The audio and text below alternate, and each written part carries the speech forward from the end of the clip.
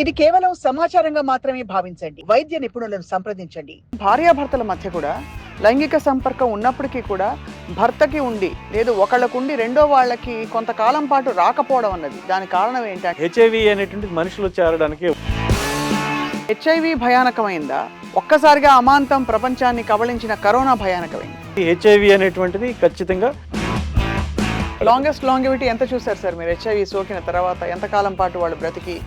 అప్పుడు చావు బతుకులు వచ్చిన వాళ్ళు కూడా ఇప్పుడు హెచ్ఐవి సోకిన వాళ్ళు కూడా వివాహాలు చేసుకుని ఆరోగ్యకరమైన జీవితాలు కూడా పెట్టుకుంటున్నారు కదా. పాజిటివ్ వాళ్ళు పాజిటివ్.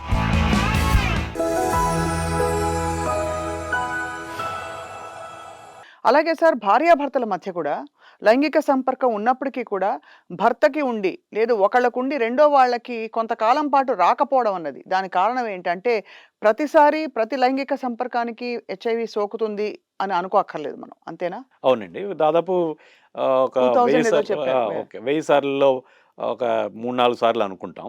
ఒక అంటే రకరకాలుగా చెప్తారు. పూర్తి ఆరోగ్యంగా ఉండి అలాంటి వాళ్ళలో చాలా తక్కువగా 1000 సార్లకు ఒకసారి అవుతుంది. అంటే ఇద్దరిలో పూర్తి ఆరోగ్యం, ఏ విధమైనటువంటి లైంగికపరమైనటువంటి జబ్బులు కానీ. ఇప్పుడు ఎక్కువ మంది మన మహిళల్లో ఎక్కువ మంది pelvic inflammatory diseases, urinary tract infections, లేకపోతే ఇతర కొన్ని జబ్బులు ఉండటం, ఇవన్నీ చాలామందికి తెలిసిన విషయాలు. అదే కాకుండా వాళ్ళకి నెలసరిలో పచ్చి ఉండటం, ఇవన్నీ అటువంటిదప్పుడు ఎఫెక్టివ్గా ఉంటుంది.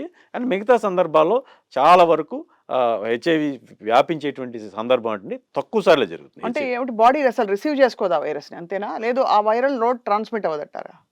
హెచ్ఐవి అనేటువంటిది మనుషులు చేరడానికి, ఒక వ్యక్తికి ఇన్ఫెక్ట్ అవ్వడానికి అక్కడ ఒక ఎబ్రేషన్స్ లాని, ఒక మైక్రో స్కార్స్ కానీ ఇట్లాంటివి ఉండాల్సిన అవసరం, అల్సర్స్ కానీ ఉండాల్సిన అవసరం ఉంది.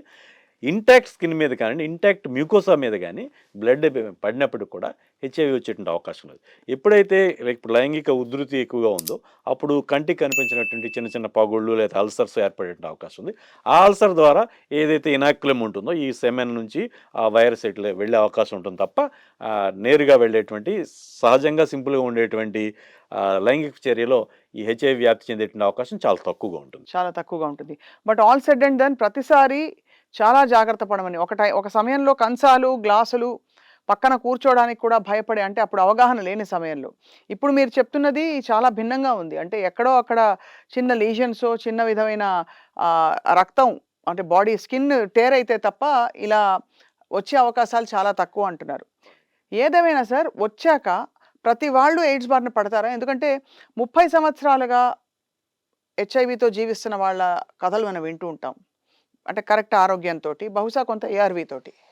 ఎయిడ్స్ అనేటువంటిది నిర్వచనం ప్రకారం ఏంటంటే హెచ్ఐవి సోకినటువంటి వ్యక్తి యొక్క రోగ నిరోధక శక్తిలో ప్రధాన పాత్ర వహించేటువంటి CD4 లింఫోసైట్స్ అంటాం, వాటిని హెచ్ఐవి ఆశిస్తుంది.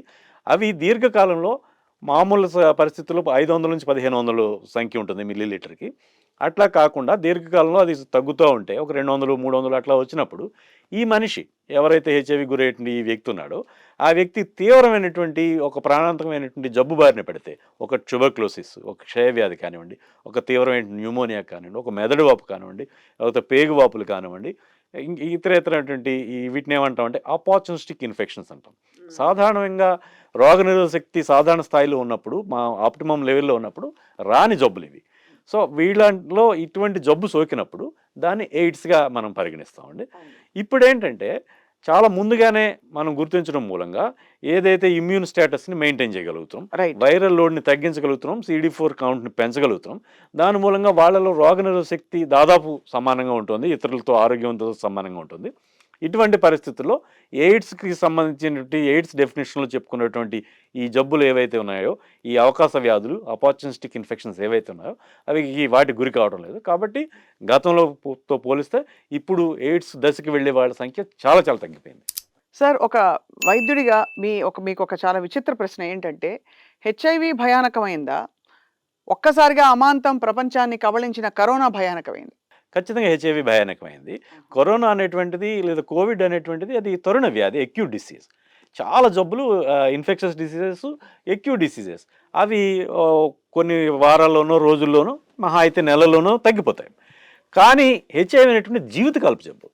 సో ఒక్కసారి ఇన్ఫెక్షన్ వచ్చిన తర్వాత జీవితం అంతా అతను ప్రస్తుతం ఉన్నటువంటి విధానం ప్రకారం వైద్యం తీసుకోవాల్సిన అవసరం ఉంది. అవును. కాబట్టి హెచ్ఐవి అనేటువంటిది ఖచ్చితంగా మిగతా జబ్బులన్నింటితోటి పోలిస్తే, మిగతా సాంక్రమిక వ్యాధులన్నింటితోటి పోలిస్తే థ్రెట్ ఎప్పుడు ఉంటుంది. ఏమో ఎప్పుడు ఈ వ్యాధి నిరోధక శక్తి తగ్గిపోయి ఏదైనా జబ్బు పడతామో, లేకపోతే తరచుగా న్యూమోనియాలు ఇట్లాంటి హాస్పిటలైజేషన్ అయ్యి కూడా సామాన్య ప్రజానీకంతో పోలిస్తే హెచ్ఐవి వ్యాధిగ్రస్తులకు బాగా ఎక్కువ. కాబట్టి హెచ్ఐవి అనేటువంటిది జీవితకాలపు జబ్బు, అది తీవ్రమైన జబ్బు, నిత్య మందులు తీసుకోవాలి, ఖరీదైన మందులు తీసుకోవాల్సిన అవసరం ఉంటుంది. రైట్. అండ్ సార్, మొత్తం మీద అయితే హెచ్ఐవి బారిన పడే వారి సంఖ్య రూరల్ ఏరియాస్లో బాగా పెరుగుతోందని మీ ప్రాక్టీసే చెప్తోంది. మీకు చాలామంది చాలా ప్రాంతాల నుంచి వస్తారు.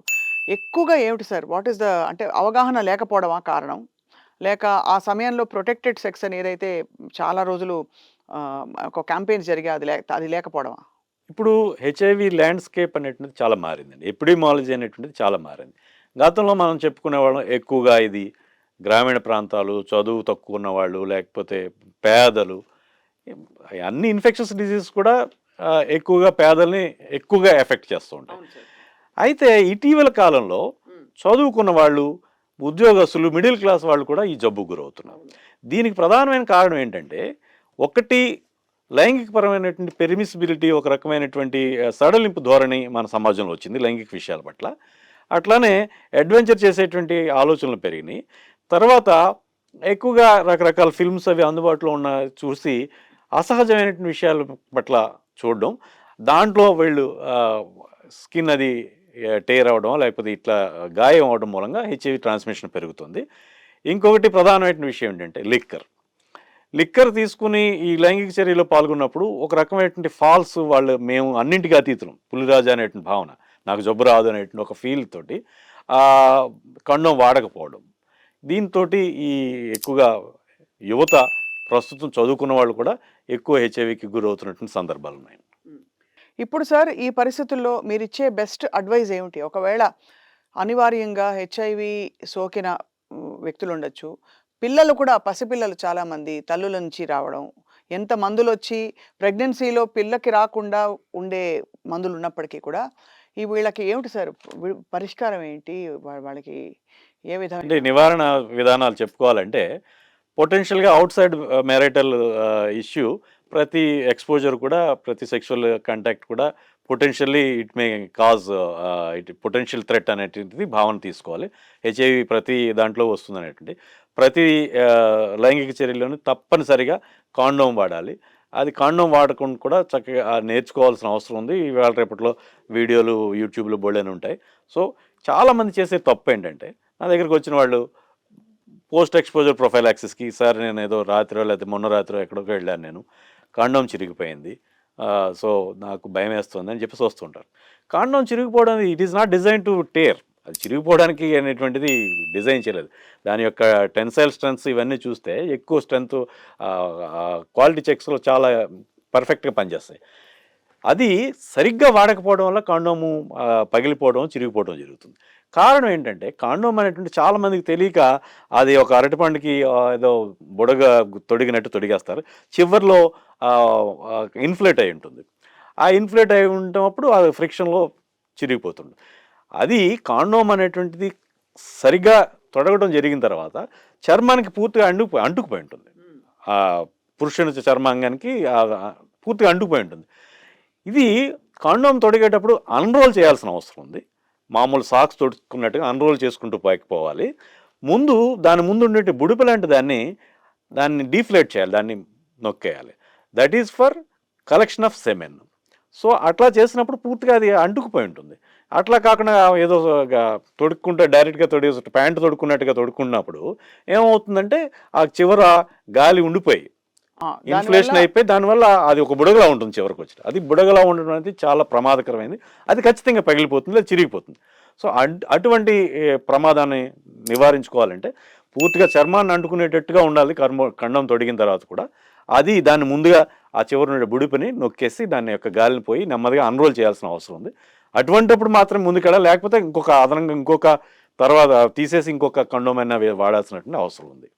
సార్, మొత్తం మీద ఇది చాలా ప్రపంచవ్యాప్తంగా ఇంకా ఉన్న ప్రాణాంతకమైన వ్యాధిగా మనం భావిస్తున్నాం. అయితే ఇవాళ ఎయిడ్స్ డే సందర్భంగా మీరిచ్చిన ఈ సలహా కాకుండా జీవన శైలి ప్రమాణాలు ఏ విధంగా మార్చుకోవాలి? ఉదాహరణకి హెచ్ఐవి సోకిన వాళ్ళకి ఆహార నియమాలు కానీ, ఎక్సర్సైజ్ మంచిదని చెప్తూ ఉంటారు. హెల్తీ లైఫ్ స్టైల్ వల్ల ఇమ్యూనిటీ పెరుగుతుందని చెప్పి. ఇప్పుడు హెచ్ఐవి గురించి, ఎయిడ్స్ గురించి చాలామంది మన సమాజంలో లేదు అనుకునేటువంటి ఒక రకమైనటువంటి ఉదాసీనత అనేటువంటిదే చాలా దీనికి హెచ్ఐవి వ్యాప్తికి మోస్ట్ వాటికి అనుకూలమైన వాతావరణం. ఎప్పుడైతే ఒక ఫాల్స్ భరోసాతో ఉంటారో అప్పుడు రిస్క్ చేసేటువంటి బిహేవియర్ పెరుగుతూ ఉంటుంది. ముందుగా చెప్పుకున్నట్టుగా ఇది చాప కింద నీరులాగా ఒక 100కి 86 మందికి మాత్రమే నిర్ధారించాం ఏ సమయంలో తీసుకున్నప్పటికీ 14 మందికి నిర్ధారించకుండా ఉన్నారు. కాబట్టి ఒక మనిషిని చూసి వాళ్ళని ఈ జబ్బు ఉంది లేదు అనేటువంటిది మనం చెప్పే పరిస్థితి ఎట్టి పరిస్థితులు లేదు. కాబట్టి పొటెన్షియల్గా ఎవరితో అయినా సరే హెచ్ఐవి వచ్చేటువంటి అవకాశం ఉంది, వ్యాపించే అవకాశం ఉందంటే గమనికలోకి తీసుకుని అతి జాగ్రత్తగా ఉండాలి. ఇదే సందర్భంలో హెచ్ఐవి సోకిన వాళ్ళు వాళ్ళ జీవితాన్ని సామాన్యంగా ఈ మిగతా సమాజంలో ఆరోగ్యంగా ఉన్న వాళ్ళతో సమానంగా జీవించేటువంటి వైద్యం ప్రస్తుతం అందుబాటులో ఉంది. యాంటీరెట్రోవైరల్స్ అనేటువంటి నిరంతరం వాడుకోవాల్సిన అవసరం అంతరాయం లేకుండా. ఈ అంతరాయం లేకుండా మందులు వాడడం వల్ల ఈ వాళ్ళలో వైరస్ పూర్తిగా అణిగిమణిగి ఉంటుంది. ఈ అణిగి ఉండడం వల్ల వైరల్ లోడ్ అన్డిటెక్టబుల్ లెవెల్లో వెళ్ళడం వల్ల వాళ్ళ యొక్క వ్యాధి నిరోధక శక్తి పూర్తి స్థాయిలో పనిచేస్తుంది. దాని మూలంగా వాళ్ళు తొందరగా ఇతర జబ్బులకి లోను కాకుండా ఉంటుంది. ఇది ఒకటి. తర్వాత సంతులనమైన ఆహారం. మన ఆహారంలో చాలా తక్కువగా ప్రోటీన్ ఉంటుంది. ప్రోటీన్ అనేటువంటిది ఒక తెల్ల రక్త కణాలో లేదా ఎర్ర రక్త కణాలో వీటన్నింటికి ఏర్పడడానికి, అలాగే యాంటీబాడీస్ అంటే వ్యాధిని ఎదుర్కోవడానికి మనకి శరీరం ఉత్పత్తి చేసేటువంటి ప్రోటీన్లు అవి. So protein diet, protein rich diet along with మిగతా అన్ని న్యూట్రియంట్స్ ఉండేటట్టుగా సంతులనమైన ఆహారం తీసుకోవాలి. అలాగే తగినంత నిద్ర ఉండాలి, తగినంత శారీరక శ్రమ ఉండాలి. అట్లానే టాక్సిక్ ఎన్విరాన్మెంట్లో కాకుండా తగిన సుహృద్భావ వాతావరణంలో ఇంట్లో ఫ్యామిలీ మంచి రిలేషన్స్ మెయింటైన్ చేస్తూ అందరితోటి ఒత్తిడి తగ్గించుకుని మానసిక ఒత్తిడి లేకుండా బ్రతకడం జీవిస్తే కనుక ఇతర హెచ్ఐవి నెగిటివ్ పీపుల్తో పోలిస్తే వీళ్ళు కూడా ఈక్వల్గా కష్టపడి పని చేసుకుంటూ జీవితాన్ని ఆనందంగా లాంగెస్ట్ లాంగివిటీ ఎంత చూసారు సార్ మీరు? హెచ్ఐవి సోకిన తర్వాత ఎంతకాలం పాటు వాళ్ళు బ్రతికి? అంటే నేను ప్రాక్టీస్ పెట్టి నేను చూసింది అయితే నేను 24 ఏళ్ళు అయిందండి ప్రాక్టీస్ పెట్టి. అప్పుడు చావు బతుకులు వచ్చిన వాళ్ళు కూడా ఇప్పటికి బతుకున్న వాళ్ళు 30 ఏళ్ళు దాటిన వాళ్ళు ఉన్నారు. పుట్టుకతో హెచ్ఐవి వచ్చిన వాళ్ళు 31, 32 సంవత్సరాలు వాళ్ళు ఉన్నారు నా దగ్గర పేషెంట్ ఇప్పటికి కూడా. ఎస్. అండ్ ఏ విధమైన చెప్పుకోదగ్గ సమస్యలు లేకుండా పెద్ద సమస్యలకి లోనవ్వకుండా లేదా వచ్చినప్పుడు కూడా ట్రీటబుల్. హెచ్ఐవి సోకిన వాళ్ళు కూడా వివాహాలు చేసుకుని ఆరోగ్యకరమైన జీవితాలు కూడా పెట్టుకుంటున్నారు కదా. ఎక్కువ మంది అంటే గతంలో అయితే దాచిపెట్టి చేసుకునేవారు. తర్వాత ఈ కేసులు, సెటిల్మెంట్లు, గొడవలు, పోలీస్ స్టేషన్లు, అటు బంధువులు ఇటు బంధువులు గందరగోళం అయిపోవడంతో అవగాహన పెరిగి పాజిటివ్ వాళ్ళనే చేసుకుంటున్నారు. నా వైపు కూడా నా పేషెంట్లో నేను కొన్ని పెళ్ళిళ్ళు చేశాను. మురళీకృష్ణ గారు చాలా అందరికీ చాలా హోప్నిచ్చే విధంగా అట్ ద సేమ్ టైం వాస్తవాలను ఎక్కడా కూడా కాదనకుండా చక్కటి సలహాలు ఇచ్చి సూచనలు ఇచ్చినందుకు ధన్యవాదాలు సార్. మిమ్మల్ని ఇంకా మరింతగా సంప్రదించాలంటే అఫ్ కోర్స్ మీరు కాకినాడ రావాలి మీ క్లినిక్కి. ఈరోజు గూగుల్లో పేరు చెప్పి కాకినాడ అంటే నాకు చూపిస్తుంది. చాలా మంది అడుగుతుంటారు మీరు ఎక్కడ ఉంటారు, ఫోన్ నెంబర్ ఇవ్వండి. చెప్పేంత ప్లాట్ఫామ్ కాదు కానీ గూగుల్ అడిగితే ఖచ్చితంగా చెప్తాను. తప్పకుండా సార్. Thank you sir. నమస్కారం. ధన్యవాదాలు. ధన్యవాదాలు.